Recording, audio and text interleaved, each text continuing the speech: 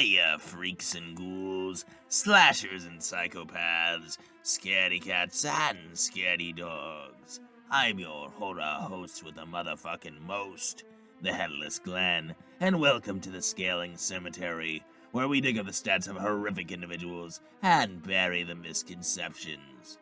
We are back at it again with the second episode of Don't Hug Me, I'm Scared, to cover Tony the Talking Clock. I don't have anything else for this intro, so let's go ahead and dive in, as it were.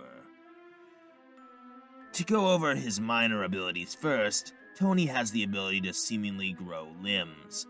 This is likely considered a form of body control. He also has the ability to seemingly create light or illusionary constructs.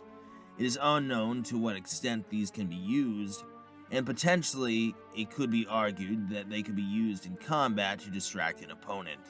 As for more combat applicable abilities, the talking clock can make a sound so powerful that it makes the target's ears bleed. Finally getting to the abilities Tony is most well known for, that being time manipulation. He is shown not only manipulating time, but being able to move others into different locations throughout time and space, such as into a bath. While he claims time only goes one way, he shortly takes the guys back to the olden days, so obviously that doesn't apply to him. Tony can take people to the future and once again move them to locations they weren't before.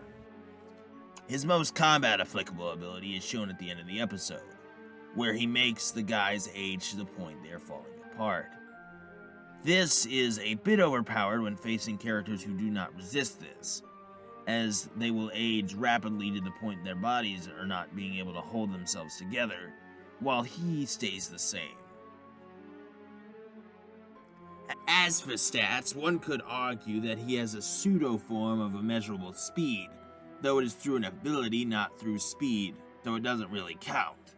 In reality, Tony lacks any stats that would put him anywhere physically, likely being below average human, similar to the sketchbook, where he is limited to what he is, that being a clock.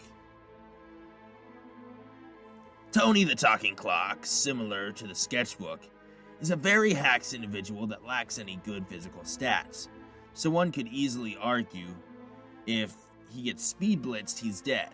Though he is able to time travel and has the ability to move himself and others through time and space, which could allow him to get his axe off. So he should beat someone like Eyeless Jack, who likely isn't fast enough to harm the clock before he is aged to death.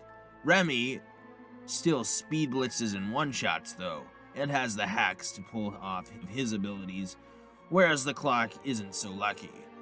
Anyway, with all that said, stay frosty, you fucks.